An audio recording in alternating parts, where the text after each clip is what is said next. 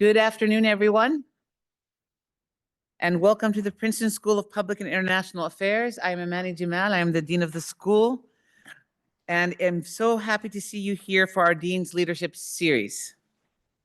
Expanding the school's internationalization efforts is one of our strategic pillars. By building a global Princeton SPIA community, fostering international dialogue, and cultivating strong partnerships at home and abroad, we are bringing the world to the school and the school to the world. This global focus is becoming more vital by the day. The first month and a half of the second Trump presidency has produced a great deal of discussion and action on a number of foreign policy topics: tariffs, trade policy, the Russian-Ukraine war, the ceasefire in Gaza, a significant decrease in foreign aid, and the prospect of American isolationism are but a handful of items policymakers are dealing with. Princeton SPIA is both fortunate and proud to welcome back one of our own to help sort it all out. SPIA alumnus Michael Froman of the great class of 1985.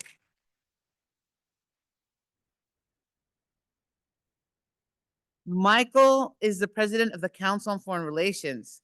Think tanks such as CFR have an important role to play in policy development. It is good for our students to have the opportunity to learn about the variety of pathways into public service. Prior to joining the Council on Foreign Relations, Dr. Froman built an impressive legacy of achievement in the public and private sectors. From June 2013 to January 2017, he was in President Barack Obama's cabinet as the U.S. Trade Representative. From January 2009 to June 2013, he served at the White House as Assistant to the President and Deputy National Security Advisor for International Economic Affairs. Dr. Froman also spent 7 years with the U.S. government in the 1990s at the Treasury Department, the National Security Council, and the National Economic Council. In the private sector, Dr. Froman served as Vice Chairman and President of Strategic Growth at MasterCard and as Chairman of the MasterCard Center for Inclusive Growth. He also held a number of roles at Citigroup. After graduating from Princeton SPIA, he went on to earn a doctorate in international relations from Oxford University and a law degree from Harvard Law School. Thank you to Michael Froman for joining us today and to everyone in attendance. Thanks as well to Princeton SPIA's Razia Iqbal, a John L. Weinberg Goldman Sachs and Company visiting professor and lecturer who will lead the conversation. I look forward to their timely and thought-provoking discussion. Welcome, Michael, and thank you, Razia. Thanks so much. Thank you very much, Amani. It's great to see so many people here, and I'm delighted to hear Amani saying that Michael Froman's going to sort everything out, because I'm encouraged by that, because I wake up every morning and think of that Dorothy Parker phrase, "What fresh hell is this?" Michael, welcome, and thank you so much for doing this today. Let's start by getting you to just reflect very broadly on the kind of shock and awe tactics that we've seen since President Trump took over in the White House. How do you reflect on what you've been seeing, learning, observing? So first of all, thank you very much for having me, Dean. I'm really honored to be part of your leadership series. Thank you very much for doing this. And it's great to be back on campus. I think arguably the last 5 or 6 weeks may well have been the most important 5 or 6 weeks in American history in 80 years. When you look at so many questions that we thought were resolved that have been reopened, open for debate, whether it's the nature of the international economy, role of trade, role of tariffs, and the like, how we engage with allies, how we engage with adversaries, what role defense plays. I think all of these issues, and I'm just focusing on the international part. I'll leave aside the domestic part of what's gone on over the last 6 weeks. But I think it has been a remarkable period of time, a historic period of time. And maybe it will continue at this pace going forward. But even if it doesn't, I think historians, policy analysts will look back on this and say, this was a moment. This was a moment. And what's incumbent for all of us is to try and understand what's the significance of it, where does it go from here, and how do we possibly contribute to the conversation that's happening to ensure that the best possible outcomes emerge at the other side. That's quite a statement to make, that it feels historic in the context of 80 years. So you're kind of marking it back to the end of the Second World War. Let's look at this through the lens of kind of two prongs. The overarching attitude that Donald Trump has taken is America first, and he seems to be doing that both in foreign policy terms but also in trade terms, which is, of course, foreign policy when you look at the tariffs and what has kicked in just in the last few hours. I wonder if you agree with that as an analysis, that it is America first, both through the lens of how the Trump administration is conducting diplomacy, but also how it's conducting trade. So first, I imagine every president, if asked, would say they thought they were putting America first in everything that they did. And so it really goes, in my view, not to whether America is first or not, but how one go about executing on that objective. And there's been a lot of work over the years on what can be gained through cooperation with other countries, through collaboration, through alliances. And I think what we're now seeing are other ways of asserting America first: unilateral action, use of, I would say, hard power, particularly in the economic sphere, to create leverage over other countries to get things done. And that, I think, is what is new and different across so many domains of foreign policy and international economic policy.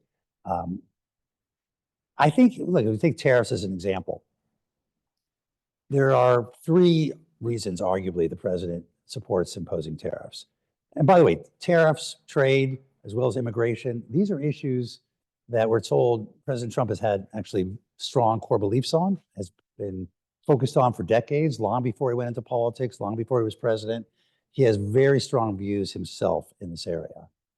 He talks about tariffs, one, as a source of leverage. And as a source of leverage, they potentially work.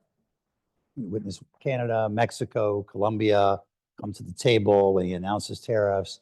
They reach an agreement to delay the tariffs in exchange for some cooperation around the border or around migration issues. Second area is as a source of revenue. If it could substitute tariffs for income taxes, or if tariffs could be used to offset the costs of making his other tax cuts permanent, that he sees that of being a value. That's the one is a little bit more complicated. Our lessons from Trump 1 is that the tariffs he imposed on China raised about $70 billion in revenue, 92% of which went to compensate the farmers who had been retaliated against by China. So not much net contribution to the US Treasury. This time it might be different. If you're imposing tariffs on the whole world, it could conceivably have a bigger impact, but depends, of course, on how much retaliation there is and what one does in response to into that retaliation. The third rationale is that it will help drive production in the United States. It will give companies the incentive to move their factories back to the United States, to put their next factory in the United States. And that is part of being America first. We want more jobs, more good paying jobs, have more manufacturing jobs in the view of the administration in the United States. I think companies are looking to, they're puzzled because to make those kinds of decisions, those are long-term decisions. They involve capital allocation. It takes a while to build a factory. It takes a while to relocate your supply chain.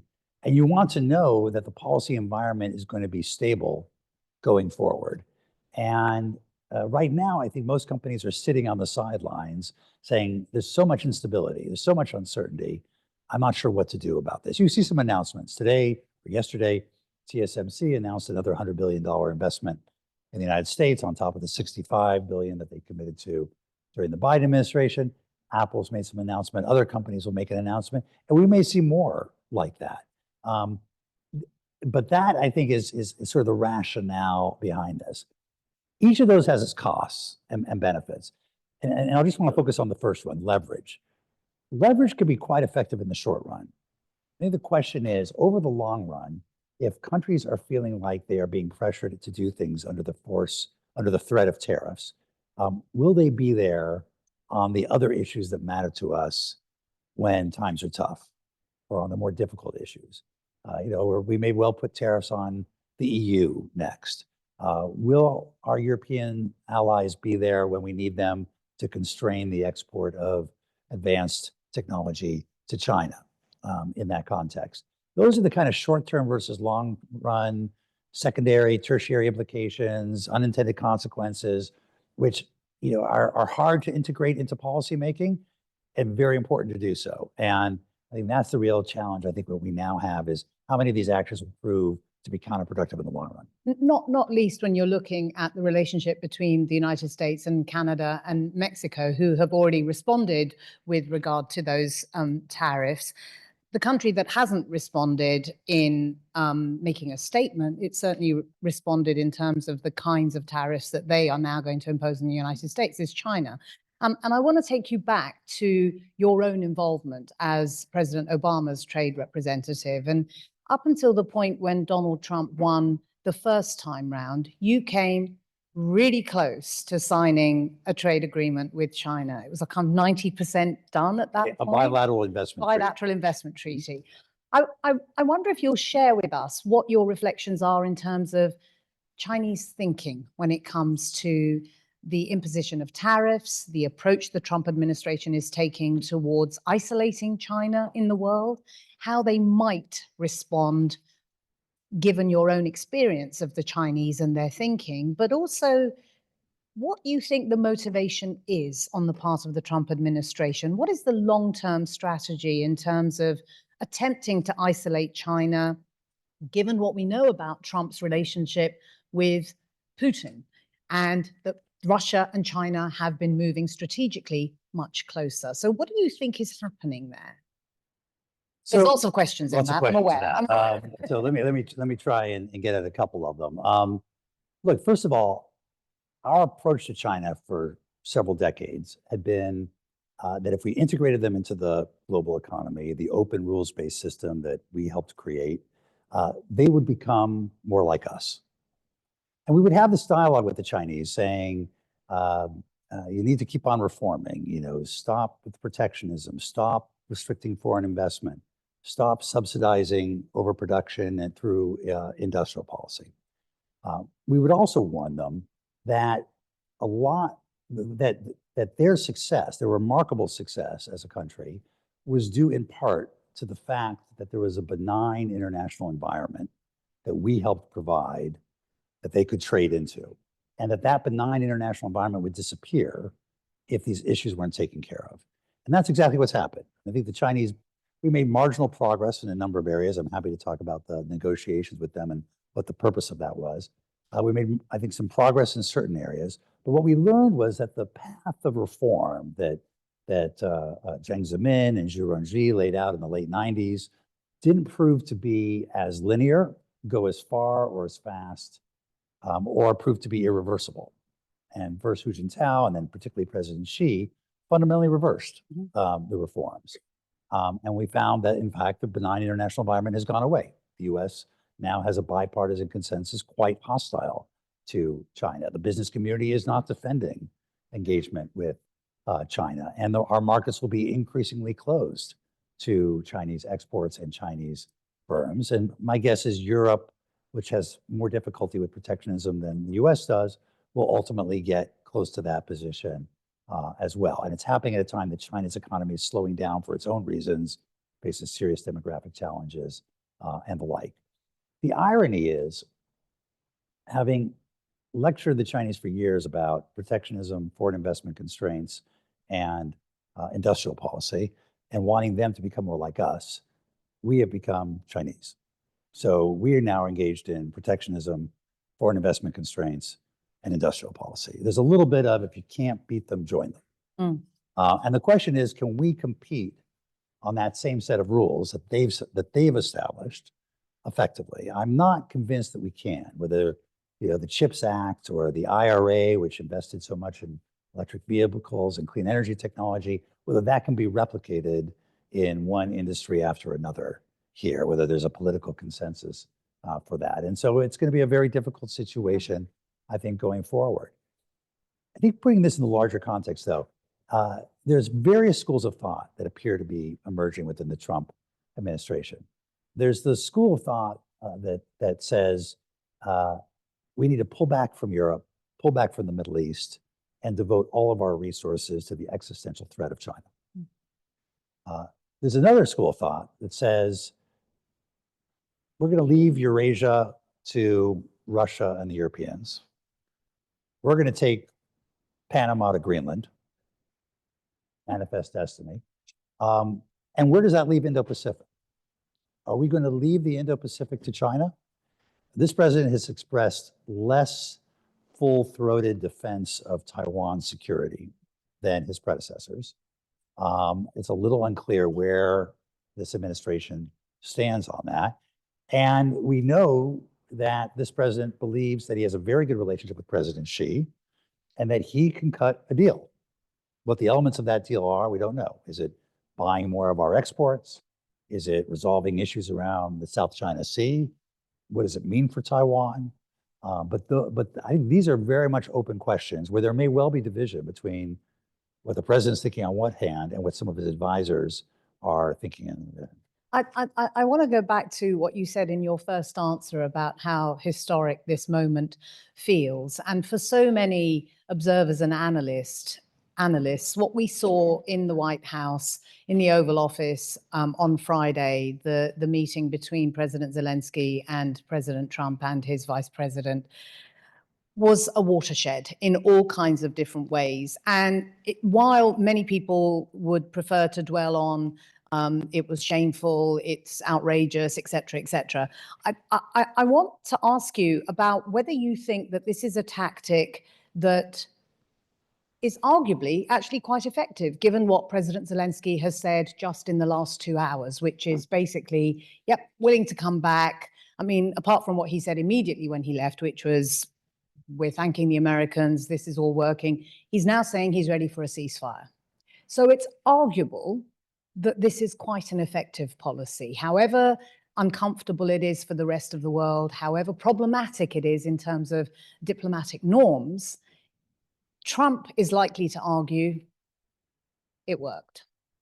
So the Friday meeting was supposed to be a reset in the US-Ukraine, Trump-Zelensky relationship. It obviously did not pan out that way. I think Ukrainians have been ready for a ceasefire for some time and have been willing to make territorial concessions, not necessarily permanent concessions, not recognizing Russian sovereignty over Ukrainian authority, but the kind of concessions that led to the armistice between North Korea and South Korea that has lasted for so long. They've been willing to do that for a long time. I mean, they feel the pain of this war more than anybody. What they've wanted as the price of that, or to make that work, are meaningful security guarantees. And from their perspective, that meant NATO membership, because they've had other security guarantees, including going back to 1994 when we convinced them to give up their nuclear weapons, and several times since. And none of those security guarantees provided enough security. And they're worried that at some point there'll be a third Russian invasion, and the US and Europe will be distracted elsewhere, and they will lose more of their country to Russia. That is the area for negotiation that has to be had. And that's why, I think the issue of mineral rights, and is it for future security guarantees? What role is Europe going to play in this? Quite an interesting development over the weekend with the UK and France talking about putting troops on the ground and airplanes in the air over Ukraine as a way of ensuring that there is sort of Western support for Ukraine's security going forward, even if it's not Article 5, even if it's not NATO per se. But you're making an overall, I think, an important point, whether it's on tariffs or whether it's on the behavior we saw in the Oval Office on Friday. One of the challenges is some of these things do work. I remember the first Trump administration, European colleagues of mine would say, oh, we will never negotiate with the US under the threat of tariffs. President Trump announced potential tariffs. They got on the next plane to Washington. And we see that over and over again here as well. And so, Zelensky, I think, quite pragmatically has put any notion of ego or pride aside and is trying to do the right thing for his people, which is to reach a peace agreement that comes with security. And hopefully they can clear the air and get to the real issues that matter, and address that going forward. I wonder though what you make of the fact that it does this kind of disruption that President Trump has created both in his first term and in the last 5 or 6 weeks. To what extent does that set the bar slightly differently in terms of how politicians and politics do business? Because if people see that this is potentially effective, even if they are judgmental and say this is wrong, this is not how we've done things for the last 80 years, this is outrageous, it's rude, it's a whole, the litany and the list of things that people say about the way in which the president behaves is long. I wonder though what you think it does to the way in which politics works. Does it encourage that kind of behavior more? Does it create an atmosphere in Washington that makes people think, well, it's effective and the president is looking after America, even if there are many people who disagree with his methods? I think it does. I mean, I think Washington has evolved a great deal in the last 8 years, and it creates a permission structure for a series of behaviors that people would have thought were impermissible before. I think that's the reality. I think that's already happened to a certain degree. There may be new data points, new instances of it, but the reality is we live in a very different world now than we lived in 8 years ago, and a lot of our conventional wisdom, a lot of our established assumptions, I think, are very much up for reinterpretation. And that's a challenge, I think, for all of us, is to figure out, okay, what does this mean for the conduct of diplomacy? What does it mean for the management of allies? How do we deal with adversaries? How do we deal with each other? And I think those are all issues that are very much on the agenda. How do you reflect then in the last 6 weeks on the perception of America in the rest of the world, the way in which America has projected itself for 8 decades, and how it is now seen in Europe, the kind of most obvious place for the alliance to work? Look, people are shocked at one level and are adjusting at another level. And so, for a long time, they could rely on the U.S. to operate a certain way. And that's exactly what President Trump has flagged, which is his perception that other countries were taking advantage of us, taking advantage of our goodwill.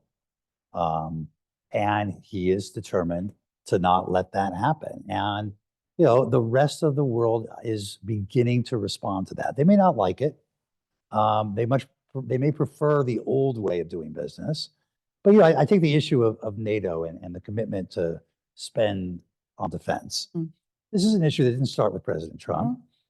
President Obama certainly advocated, argued with European NATO members to spend more on defense. President Bush might have as well. I mean, this goes back a long time. And European countries, I think, politely ignored them. And I think between President Trump making the point, and then, of course, in this case, President Putin invading Ukraine, it's fundamentally changed the situation. And actually, President Putin invading Ukraine, and now President Trump talking about withdrawing security guarantees or pulling back our defense capabilities in Europe. I think it might well be what it takes for the Europeans to get their act together. We'll see. The Europeans have a big agenda to pursue, to get back to productivity, to get back to economic growth.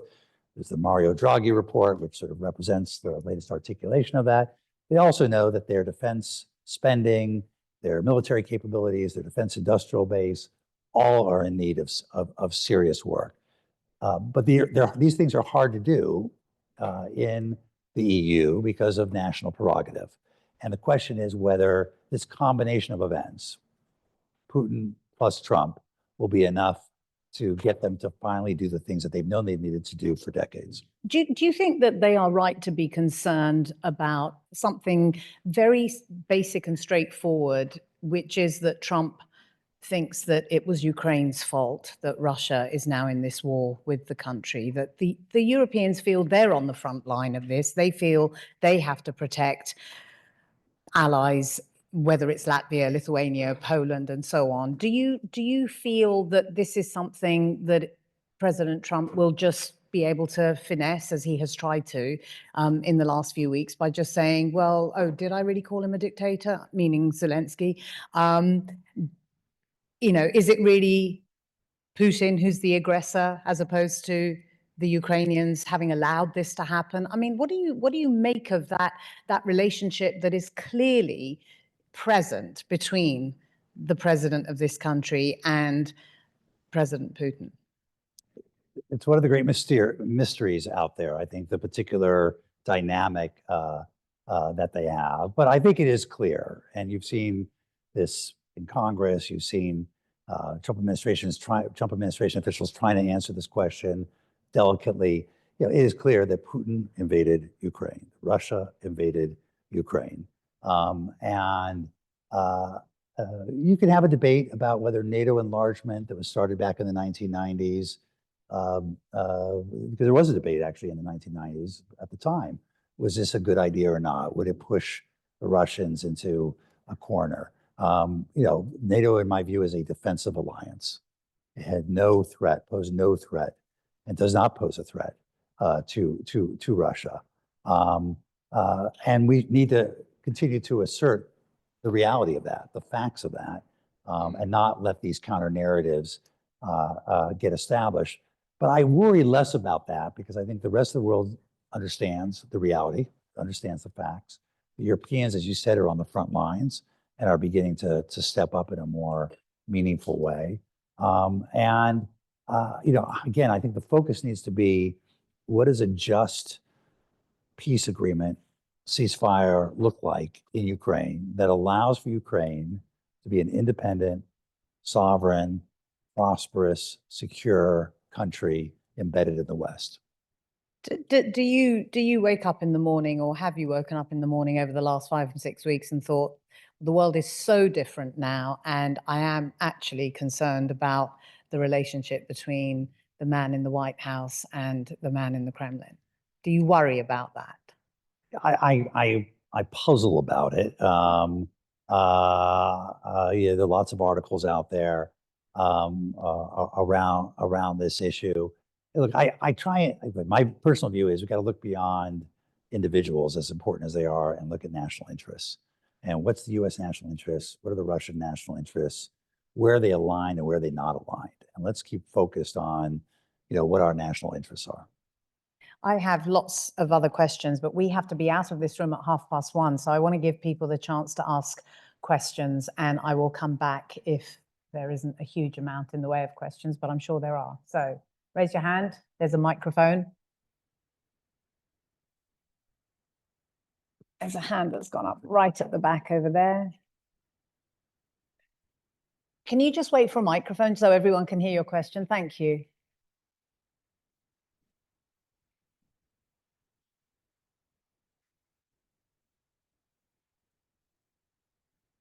Oh, thank you for coming to speak with us. My biggest question centers on, the U.S. no longer being such a global power. What are the biggest things they stand to lose about this that Trump might be overlooking? I'm sorry, can you say that again? It's like, what does the U.S. stand to lose by no longer being such a global power and not being involved? I don't know. It's our ability to enforce sanctions around the world, our reserve currency that I think Trump might be overlooking. So, we benefit enormously from the system that we established after the Second World War. There are pros and cons. We can improve upon it. There are things we should be doing domestically to ensure that any adverse effect that comes to our way, that we're addressing those issues around trade or globalization or technological development. But we have benefited enormously from that. And I think, much of what we try to get done around the world, we get done because we collaborate with others, and others are willing to follow our lead if we lead. And so we're now in a world where we have to ask our question, okay, what happens if we don't lead? Will these issues get addressed? Will others take up the slack? Will somebody else lead? Or will we sort of just be in a kind of world of nation states operating, solely on their own, doing their own thing? And maybe that's an issue around climate change, or dealing with pandemics, or dealing with cybersecurity, or dealing with terrorism. These are issues we all have an interest in making sure get addressed, and get addressed well. And they tend to get addressed well collectively, not individually. So I think we have something there that we need to be concerned about. You mentioned the dollar. I'm a little less concerned, although I have Professor Blinder here who taught me Econ 101. So I'm reluctant to say anything about economics in front of Alan Blinder. I'm a little less concerned about the erosion of the role of the dollar globally from our foreign policy. There are a lot of factors that could affect the role of the dollar, including our fiscal situation, our debt situation, which most economists say is unsustainable. They just can't tell you at what level or when it becomes, unsustainable. But the reality is we still have the best economy in the advanced industrialized world. We still have the deepest capital markets. We have the rule of law. And this is where people want to put their money for safety, whether it's a central bank or it's an investor from around the world. And I think while there may be a bit of an erosion here or there in some bilateral trade relationships, maybe Russia and China will trade more in RMB, or India and Iran will trade more in rupiah. I think as a whole, I think the dollar is likely to continue to be the main reserve currency of the world, which is, as they say, it's an exorbitant privilege. It gives us an amazing ability to continue to invest and spend in our own economy beyond our means, because other people are willing to buy our debt. Hand that's gone up over there. Let's go up here first and then over there. You can't hear him. Huh.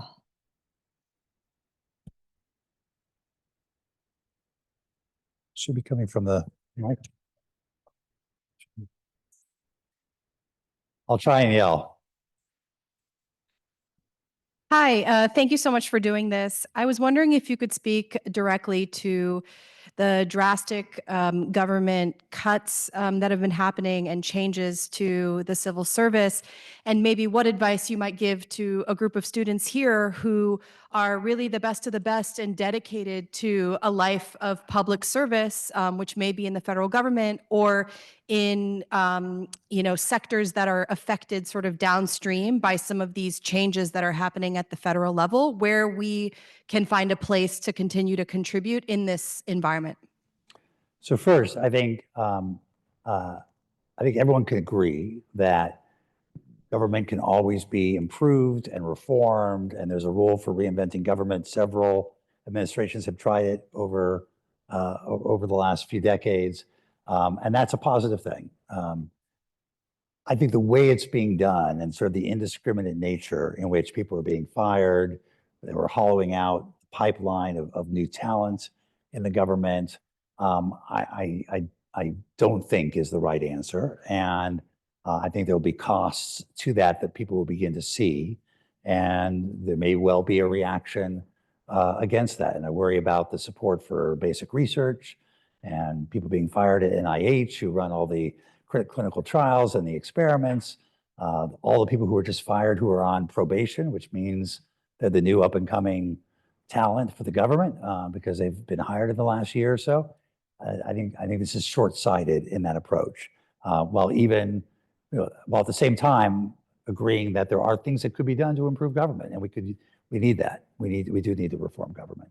I think for students here, I think it's a really hard question right now because I know offers have been rescinded or jobs are being closed that were open before. It can be very discouraging. And I think in the short run, I think it's probably of value to cast the net widely and think about public service in the broadest sense. I continue to believe the private sector can play a very important role on a lot of issues, and finding those jobs in the private sector where you can keep one foot in this world so that when the situation opens up and there are opportunities in government, and you do want to engage in public service, that you have that opportunity to do so. NGOs as well, although a lot of them are under pressure, particularly those who have received government funding. And so it's a hard time for people, I think, graduating from public policy schools and who have been expecting to go immediately into government or immediately into these kinds of jobs. I think it may end up taking a little bit of a detour in the meantime while this gets sorted out. But I do think over time it will get sorted out. We do need a government. We do need civil servants. We need a professional cadre of people who know how to do public policy and are willing to devote their lives to it. And I think over time that will get sorted out. Do you think that's the case even in the context of the political cycle? Because in not too long, the party in power is going to start thinking about the midterms, and then they're going to start thinking about the next election. I mean, and these things do take time to settle, if nothing else. It's interesting. A lot of people talk about the midterms. I don't think the midterms are all that relevant here because, first of all, what we're seeing is executive action. Most of what the president is doing is through executive action, not through Congress. So if He's being challenged in the courts, which will also take challenging time. the courts, but I think he's not waiting for the Republican-controlled House and the Republican-controlled Senate to act. And if one of the houses or both houses were to flip in the midterms, I think he would probably continue to use executive power to the greatest extent he could. If he takes 100 actions and 10 of them get undone by courts, he's done 90. Yeah. And I think that's likely to be his approach. Hand up there. Do you have a microphone? Thank you for the talk, and it was a pleasure talking with you very briefly in the morning. So my question is, President Trump has talked about it, and there are many speculations. But what do you think is his vision for a grand bargain, a big deal with China, especially in terms of economics and trade, look like? And secondly, if I may, do you think his perception of national security within the realm of trade and economics is a bit different from the last administration, where a lot of emphasis was put on technology transfer, export control, but not necessarily in Donald Trump's mind? Thank you. So two things. Maybe I'll take them in reverse order. I think there's a fair degree of consensus on the notion of economic security, the convergence of economics and national security. And whether it comes in the form of export controls and restricting access to the most advanced technologies to China, or foreign investment screening to prevent Chinese firms from buying critical US firms, or preventing US firms from investing in critical technologies in China. My guess is there'll be a fair degree of continuity from the Biden administration to the Trump administration on that. In terms of the grand bargain, I think one thing we know about President Trump is that he's very commercially focused. So issues you can boil down to dollars and cents. How much more they're going to buy of, how many more soybeans, how much more liquefied natural gas that they're going to buy from the U.S. The more likely it is to be part of the grand bargain.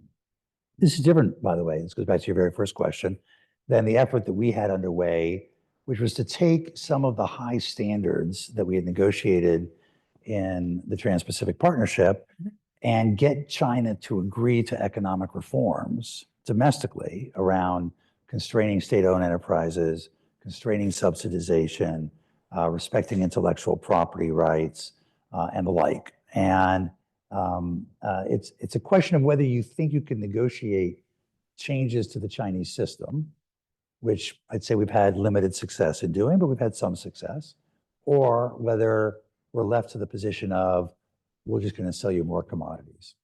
And my guess is the grand bargain has more to do with that. The big question is, does it go beyond economics? Do they try and resolve issues like the South China Sea? Do they try and solve issues like Taiwan? And it's very much unclear at this point whether the president has that in mind or not. Here and then in the middle there.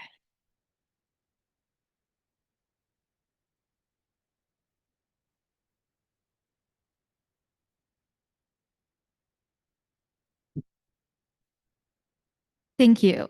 So with phase one of the Israel and Hamas ceasefire having expired, where do you see U.S. involvement in negotiating, a continuation of the ceasefire? Obviously, on one hand, you have Trump being more friendly with Netanyahu and maybe less inclined to support, a more moderate solution.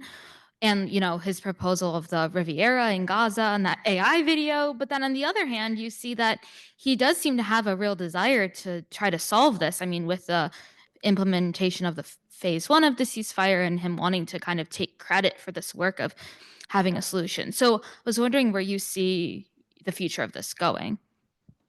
So it's a great question. I think there was hope that perhaps the phase one could just be continued, that each side would agree to release more hostages, or rather Hamas would release more hostages and Israel would release more prisoners at the same ratio that they had agreed to before. That doesn't seem to have happened.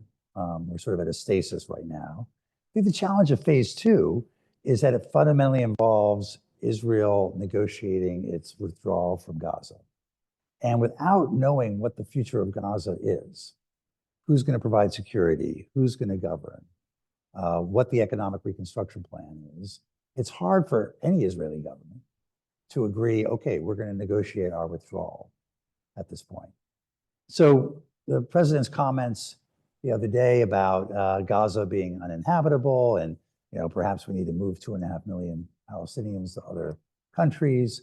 It certainly got the attention of the moderate Arab countries and the Gulf countries, such that they met in Cairo to talk about issues that have been on the table for a long time, including, would they provide security? Would they provide reconstruction assistance? What could they do to bolster the Palestinian Authority or an alternative governance structure for Gaza? Those are the issues that need to be focused on. The so-called day after issues. Of course, it's more than a year after, and they haven't been resolved yet. So I think the attention right now probably needs to be on that, so that if we're going to have a phase two of the ceasefire, if Israel is going to really negotiate its withdrawal from Gaza, it's in the context of understanding what the future of Gaza is going to look like. Is it in the middle there? Thank you, Michael and Razia, for the talk. So Michael, this adds to the question earlier about advice for students. So your career has been in the private sector, in finance and government, and also in think tanks. Could you talk about the mentors or the moments or the opportunities that allowed you to pivot from one area to the next? And the reason I'm curious is my background is in real estate and tech, and I'm interested in moving into government. So your advice will be very valuable to me.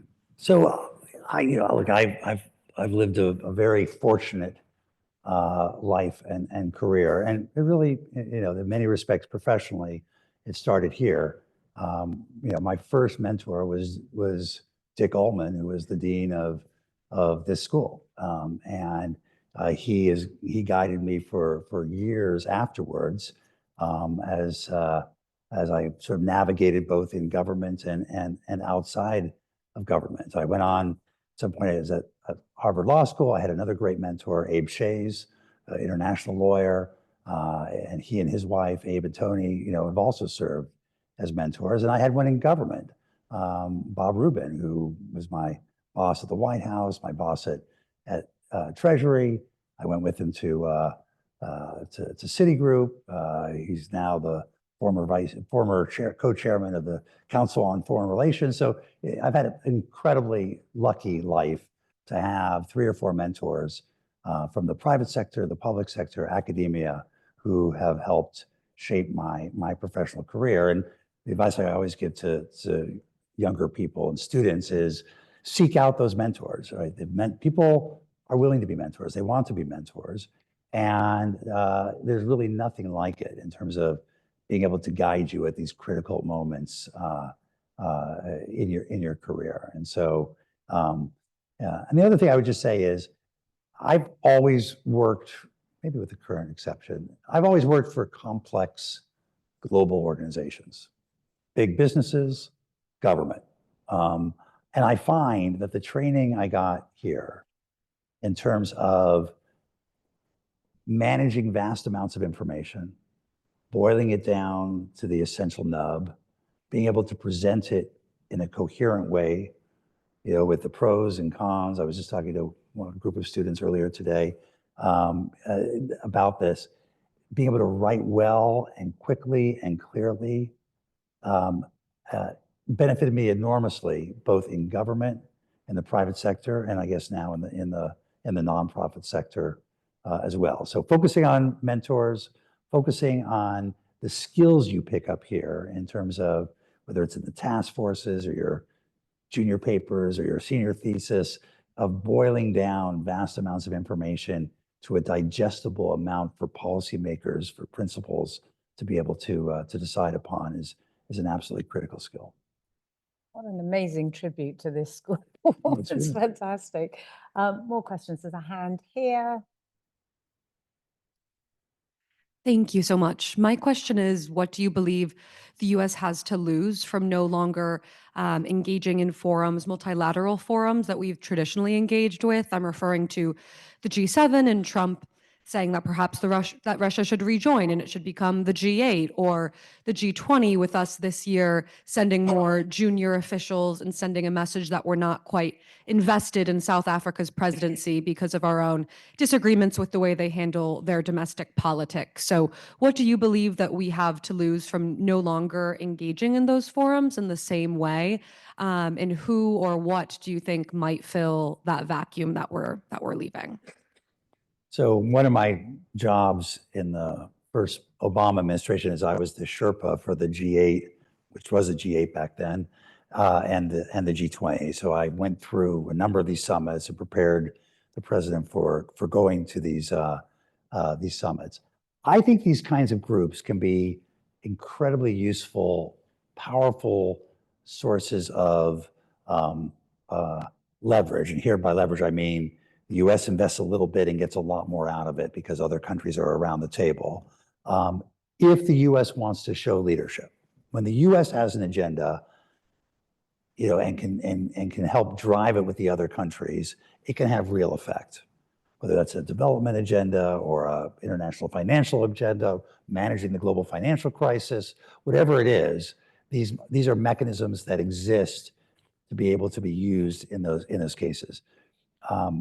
If the U.S. is not interested in leading, doesn't have ideas that it wants to bring to the table, I think these will basically wither, because while other countries may step in, nothing meaningful is going to get done internationally without the U.S. at the table.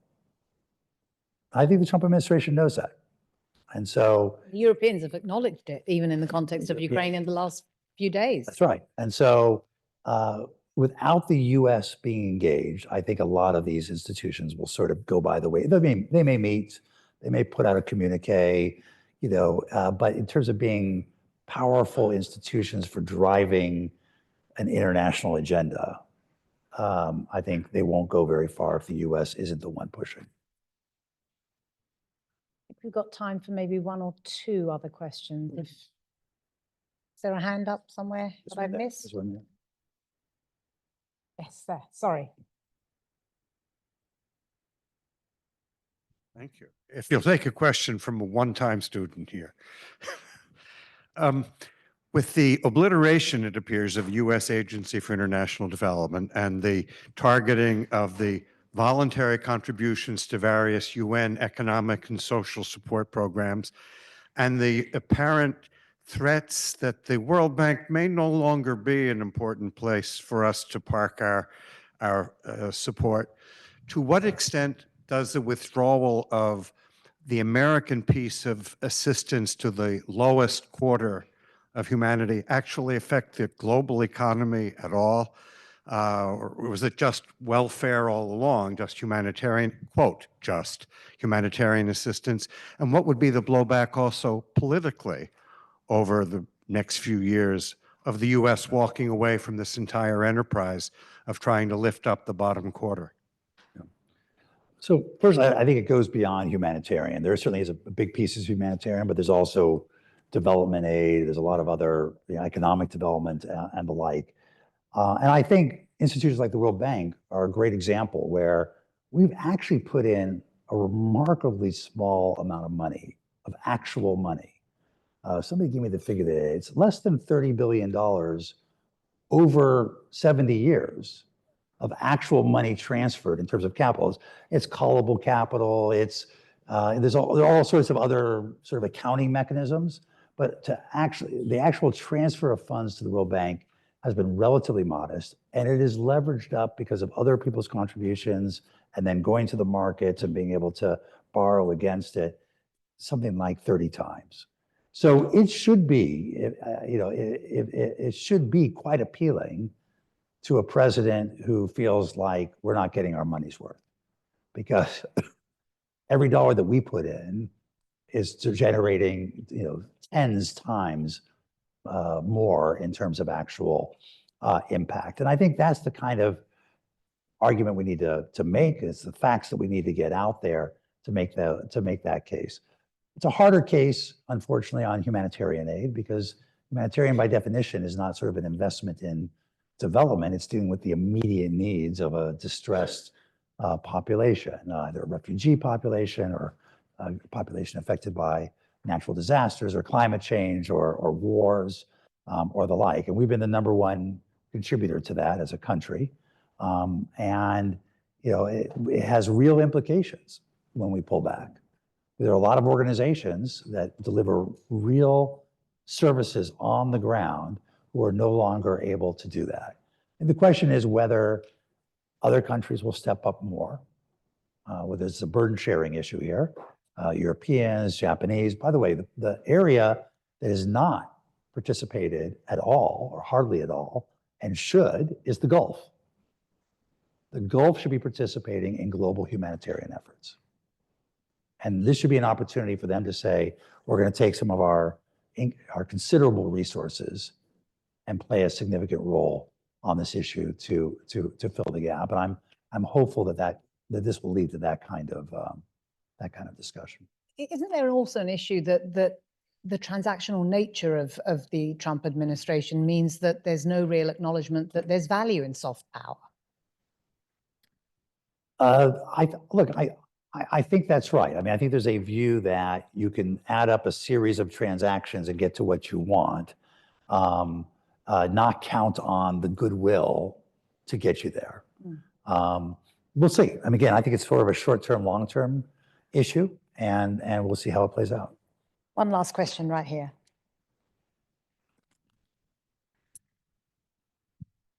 Thank you, Michael. I wonder if you could comment on the Biden administration's trade and industrial policies, which to my eyes look like a sea change from the trade policies that you were involved in.